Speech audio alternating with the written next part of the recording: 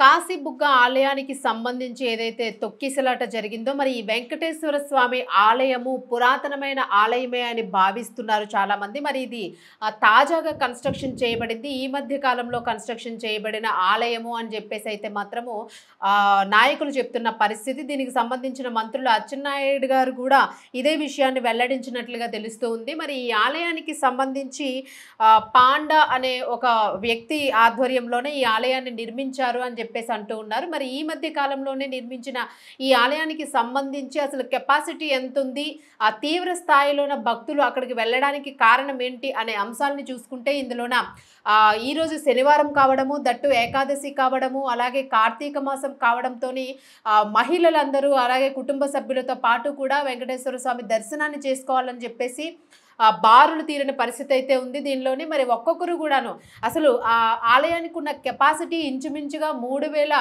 మంది వెళ్ళే కెపాసిటీ మాత్రమే ఉంది. బట్ 25,000 మందికి పైగా ప్రజలు అక్కడ ఉండడంతోని ఆ కెపాసిటీకి మించి ఉండడంతోనే క్రిక్కిరిసిపోవడం వలన దానికి ఉన్న రైలింగ్ కూడా ఊడిపోయి కింద పడిపోయిన పరిస్థితి అయితే ఇక్కడ కనిపిస్తూ ఉంది. మరి ఇది ప్రైవేట్ పరంగాను ప్రభుత్వ ఆధీనంలో ఉన్న ఆలయం కాదు, ఇది ప్రైవేట్ ఆలయము.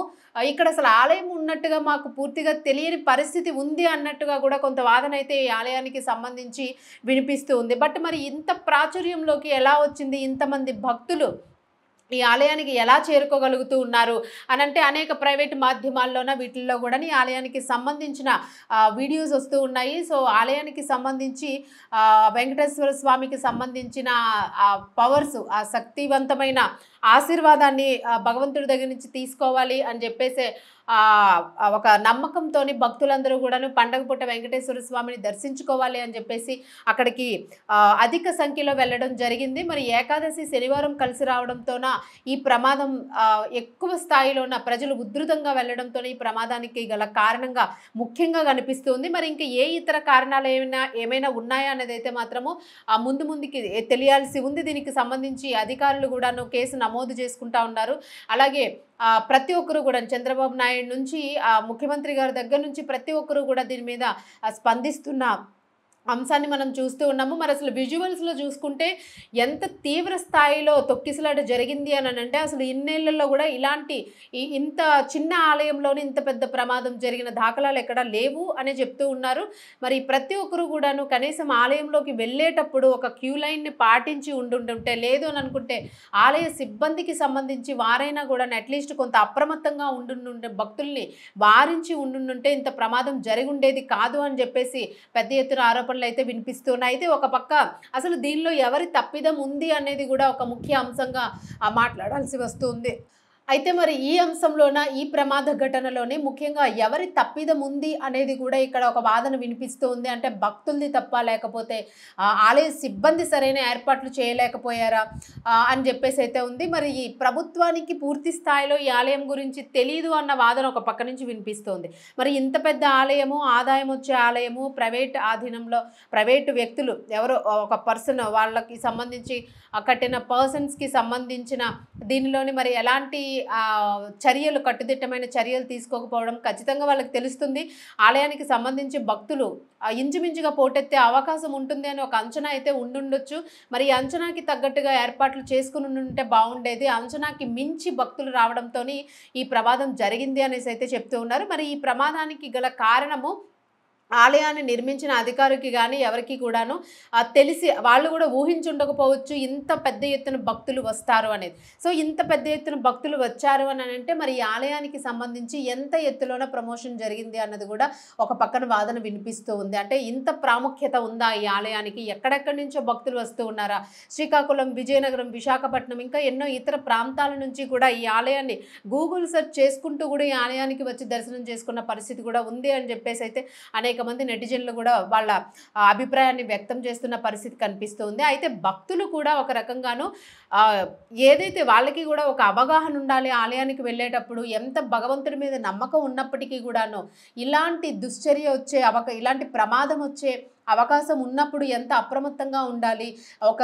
టైట్గా ఇంత వేలాది మంది జనం వెళ్తున్నారు అనేటప్పుడు ఆ త్రొక్కిసలాట్లోంచి ఒకరికొకరు తోసుకుంటూ వెళ్ళిపోతారు తప్ప ఆ టైంలో అసలు కనీసం ఆ ఓపిక, సహనం అన్నది కూడా కోల్పోయి ఎంతసేపు భగవంతుడిని దర్శించుకోవడానికి వెళ్ళిపోవాలన్న ఆత్రంతోన ఇలా ఒకేసారి మృత్యువుని అమాంతంగా తెచ్చుకున్న పరిస్థితి కనిపించింది అని చెప్పేసి ఒక పక్క భక్తుల మీద కూడాను కొంతవరకు కూడా అభ్యంతరాలు వ్యక్తమవుతూ ఉన్నాయి. భక్తులు కూడా కాస్త జాగ్రత్తగా ఉండాల్సింది, అంత ఎత్తున భక్తులు వస్తున్నప్పుడు త్రొక్కిసలాట జరుగుతుంది అనే దృష్టిలో పడుతుంది వాళ్ళకి, ఖచ్చితంగా ఒక అవగాహన ఉంటుంది. మరి ఇటువంటప్పుడు చిన్నపిల్లల్ని కూడా తీసుకెళ్లారు.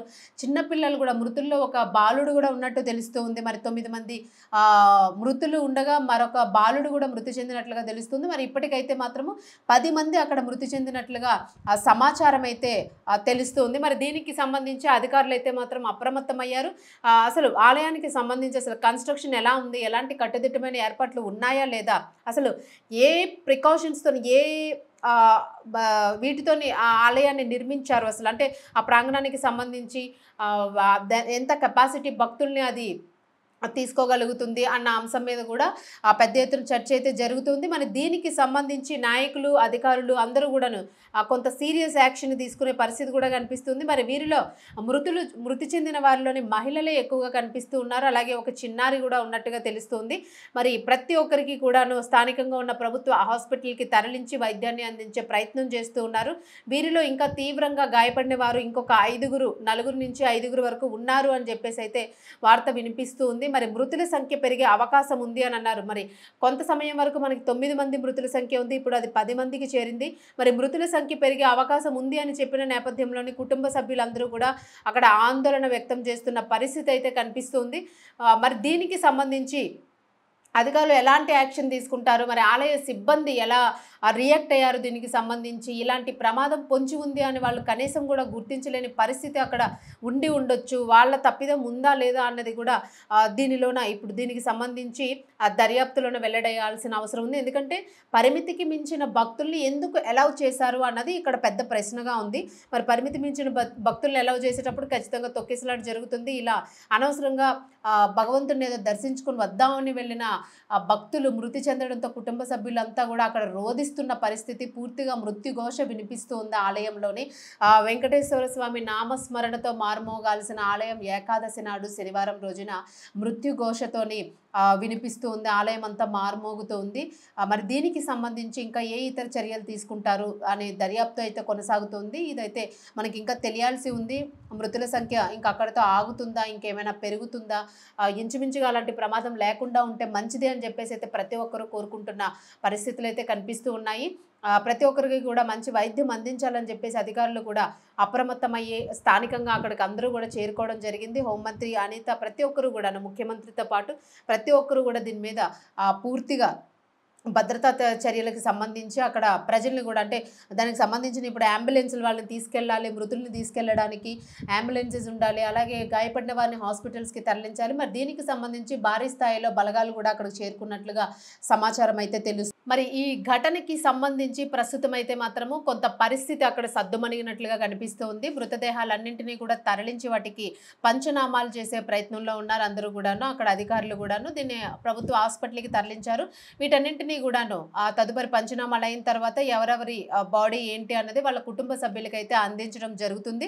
మరి ఈ నేపథ్యంలో ఇంకా మరికొంతమంది ప్రమాద పరిస్థితిలో ఉన్నారు కాబట్టి మరి వీరికి సంబంధించి కూడా మెరుగైన వైద్యం అందించేందుకు ప్రభుత్వం చర్యలు చేపడుతున్నట్లుగా కనిపిస్తుంది. మరి దీనికి సంబంధించి తర్వాత ఆలయ అధికారులు ఎలా స్పందిస్తారు, ఎటువంటి ఘటనకి సంబంధించి ఎందుకు ఇలాంటి చర్యలు జరిగినాయి, ఎందుకు ఇంత బాధాకరమైన అంశం చోటు చేసుకుంది అన్న దాని మీద అయితే మాత్రం తదుపరి దర్యాప్తు జరిగే అవకాశం కనిపిస్తుంది. మరి దీనికి సంబంధించి మృతుల నుంచి అయితే మాత్రము తీవ్ర విషాదమైన వాతావరణమే కనిపిస్తూ ఉంది. మరి ఈ స్థాయిలోన మృతుల సంఖ్య పెరగడంతో ప్రతి ఒక్కరూ కూడా ఆందోళన వ్యక్తం చేస్తున్న పరిస్థితి. మరి దీనికి సంబంధించి మరిన్ని లేటెస్ట్ అప్డేట్స్ రావాల్సి ఉంది. వచ్చిన తర్వాత మీకు ఖచ్చితంగా అప్డేట్ చేసే ప్రయత్నం అయితే చేస్తాం.